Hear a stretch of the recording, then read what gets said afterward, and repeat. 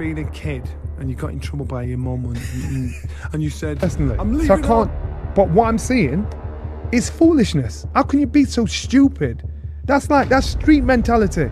This is world. I mean, I think if you haven't got a heart for it anymore and you don't want to compete anymore, I think retirement is the best option. Disappointing, obviously, for British fight fans because we've got a chance to make the biggest fight in boxing. But this ain't retirement, it's retreat. Daniel Dubois called out for quitting the fight game. Johnny Nelson didn't pull any punches. He clowned Daniel Dubois for announcing his retirement at just 27, and rightly so. This isn't a farewell, it's a white flag. After getting systematically dismantled by Alexander Usyk. Walk away, man. Retire. You don't need it. You don't need it. And if you are going to do it, make sure it's in your face. Dubois didn't walk out of the ring like a warrior. He ducked out like a man looking for cover. Nelson's sarcasm cut deep. If you're going to quit, at least make it your decision, not something forced by Usyk's dominance. According to Nelson, Dubois... Actually, Eddie Hearn had kind of called that a couple of weeks before. He said he's probably going to try and... isn't truly retiring. He's staging a stunt, a calculated game to boost his market value. He's not out of the sport. He's angling for attention and fans aren't fooled. Eddie Hearn predicted this exact move weeks ago. He hinted Dubois would retire not out of burnout, but to drive up his comeback purse. And when the moment came, Hearn didn't hesitate to lay it bare. Retire. when your physicalities change, your punch resistance isn't as good. Maybe you're a bit slower. Maybe your desire's not there. Retirement comes when the fight inside is gone. When your legs slow, your punch resistance fades, and the desire to get hit just isn't there anymore. That's where Dubois is now. He's not stepping away by choice. His body and spirit already made that decision after the Usyk beatdown. Carl Froch joined the chorus, calling Dubois' retirement a retirement. I'm not sure if it's genuine. Maybe it is, but I don't know what he's going to do now he's retired. But the fact of the matter is, he's announced his retirement. He's either trying to leverage for more money, putting himself in position, so he's got people begging for him to come out, or he's actually genuinely going to retire. Question mark. Is this a genuine exit or a play for sympathy and negotiation leverage? Froch doesn't believe it's from the heart. No one does. After the beating he took from Usyk, this isn't closure. It's camouflage. Even Dubois... to make it. I mean, he wasn't... I'd say to retire to somebody if he's taken a good hiding or taken a real good belt in there, but he didn't. Dubois' own promoter, Frank Warren, couldn't spin the truth. He tried to defend his fighter, but the facts bled through. Warren admitted it. Dubois took a real belting. And when your promoter starts subtly confirming that you've been broken, not beaten, it's clear. You're not leaving the sport on your own terms. Usyk didn't just defeat Dubois, he dismantled him. Physically, tactically, and mentally. Then came Derek Chisora, brutally honest and visibly frustrated. To him, this whole retirement saga reeks of contradiction. One moment Dubois is done, the next he's teasing potential fights. What's the deal? Are you gone, or just playing the game? Chisora, a man who's bled for the sport, doesn't respect the flip-flopping. If you're broken, step away, but don't stir up drama and bait offers like you're still in the mix, Chisora implied. Dubois is trying to have it both ways. The sympathy of retirement and the spotlight of a comeback. But in the game, it's hard, bro.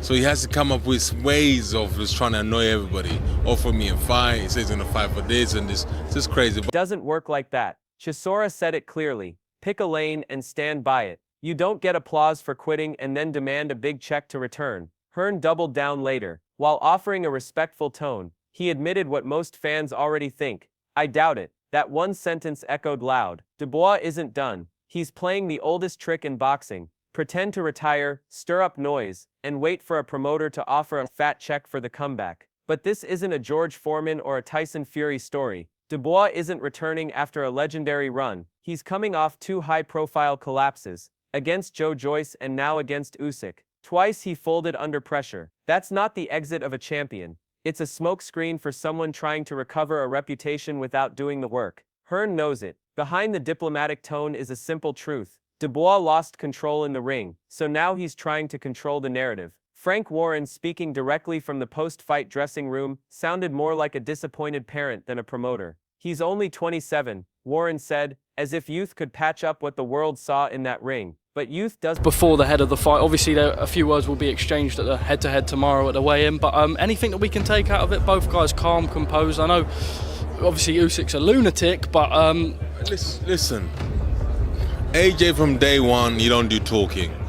Usyk don't really do. Doesn't erase reality. What Dubois showed against Usyk wasn't just a gap in skill. It was a collapse in will. Warren still hopes for a comeback, but even he knows. You can't teach heart. You either rise in the moment or you stay down. Dubois stayed down. The silence in that dressing room said more than any press release ever could. It wasn't just the loss. It was the way it happened. Fans aren't buying the age excuse either. At 27, most heavyweights are just entering their prime. For Dubois to be talking retirement already isn't a strategic pause. It's a clear sign of someone avoiding the spotlight, not earning it. Don Charles, Dubois' trainer, a man never short on words, was left speechless. That's telling. The fight didn't end in glory or grit. It ended in confusion, disappointment, and embarrassment. Round 4 wasn't supposed to be the end. Yet here we are. Charles didn't feel robbed by the referee or the system. He felt betrayed by his own fighter. He's obviously very disappointed. He's in the dressing room at the moment, and if he's going to come back, he's got to learn from it. He's only 27. He didn't see a warrior go out on his shield. He saw a man walk away when he still had more to give. No struggle, no desperation, no visible fight to continue. Just a calm stroll back to the corner. And that silence from Charles spoke volumes. No fire, no resistance, just resignation. Dave Allen added his voice to the mix, mocking the move outright by calling himself the chairman of the Quit Committee. But behind the sarcasm was brutal honesty. Allen's been in wars. He knows what surrender looks like, and he called it out. Dubois didn't fall from a knockout. He made a decision, not to risk, not to rally, but to walk away while still able to fight on. Martin Bakole then finished the job with no filter. I'm speechless. I usually got a lot to say. I'm speechless. The fight ended in round 4. He's been calling out Dubois for months, pointing to flaws in his style, mentality, and training. After the Usyk loss, Bakole didn't hold back. He said what many were whispering. Dubois was never ready. No jab, no footwork, no heart. Just a fighter trying to coast on potential, not performance. And now, that potential feels wasted, not because of ability, but because of choice. Daniel Dubois might still return. He might train, rebrand, and come back stronger. But if he does, it better be real. Because right now no one's clapping. No one's convinced. This isn't retirement. This is retreat, and boxing doesn't forget the difference. Dubois didn't fall, he walked away. And the boxing world isn't forgiving him. For those who've pushed through hell in the ring, watching Daniel Dubois walk away the way he did was nothing short of betrayal. You trained to go out on your shield, not to stroll to your corner while the bell is still ringing. This wasn't just a loss. It was an insult to every fighter who's bled, battled, and refused to quit. Trainer Don Charles, usually a man full of words, the man is supremely talented, but time and season is everything in the sport. Was left speechless. That silence spoke louder than any rant ever could. The fight ended in round 4, and fans were robbed, plain and simple. And when your own blood calls you a disgrace, not critics, not the media, not fans, but your own sister, you know it's gone too far. Caroline Dubois didn't vent out of blind emotion. She spoke the truth many in the boxing world are thinking but are too polite to say aloud. She's watched Daniel train, suffer, and prepare. And yet, when it mattered most against Joyce and now against Usyk, he folded. This isn't about talent anymore. It's about heart. It's about character. Caroline didn't wrap her words in sympathy. She called it exactly what it was, a disgrace. And that word hit like a knockout. It echoed through every fan who tuned in expecting a war but got a surrender instead. When your family feels disappointment in your exit, not pride, how can you call it retirement? That's not walking away. Forgivable. Dubois got up at the count of 10 and he walked straight past Usyk, straight to the corner. He was completely fine. I think, and you know what, it's horrific to say I've quit. It's not horrific to say I'm quit. I'm chairman of the Quit Committee. I'm top quitter, I guess. Anyway, he quit, yeah, he did.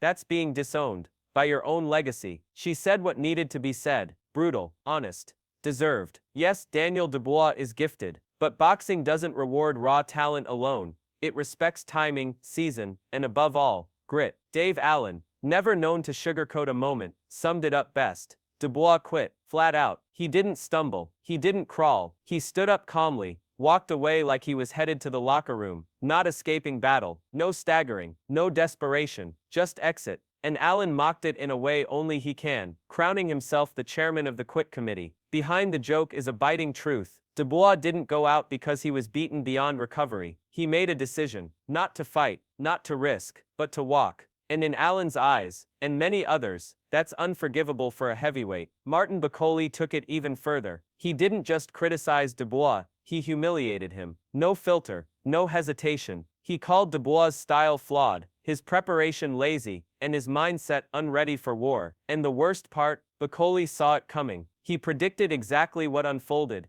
No jab, no footwork, no ring IQ, and no adaptation. I said it before the fight, even today, before today, that Daniel Dubois would never pass 5 rounds if he kept boxing like the same way he boxed last time he fought Usyk. But he did the same. There was no jab, nothing changed. He deserved the knockout because he never changed. Dubois walked into the ring with the same playbook he used against second-tier opponents, thinking it would work against a master like Usyk. It was suicide. Bakole didn't just say Dubois deserved the knockout. He implied he earned the humiliation for refusing to evolve. That's not critique. That's a brutal indictment. And it leaves a lingering question: what now? Because when your peers are openly mocking your skill set, and you still think you're in the elite conversation, maybe retirement isn't a strategy. Maybe it's the only option left. David Adeleye added another layer to the breakdown. Where others were emotional, he was surgical. Adeleye laid it out like a tactician. Dubois was outclassed from the opening bell. It took Usyk just 30 seconds to establish total control. That's all it took to show who was the master in that ring. Physically, mentally, strategically. Dubois wasn't just outpaced, he was frozen. He's thinking too much. There's times when I can see Daniel being a bit hesitant. He was sitting there thinking. He did let his right hand go and he did throw a lot of shots, but I think sometimes when you overthink it, you give Usyk too much time. And when you give Usyk time, you kind of let him play at his own sort of pace.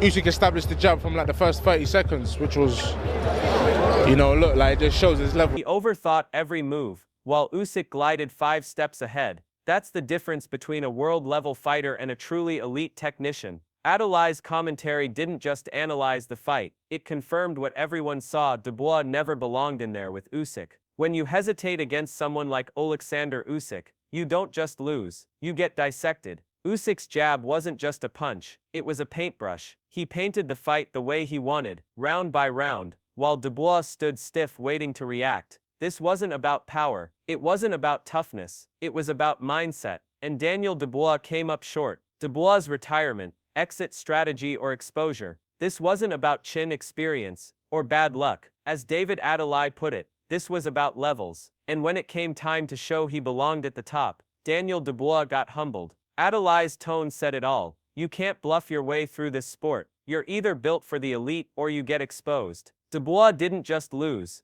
he got unmasked. And no retirement announcement can cover that up. So where does Dubois truly stand after this mess of a retirement? Let's call it what it is. Not a noble exit, but a retreat wrapped in confusion. To redeem himself. Drop your thoughts in the comments. Let the debate begin.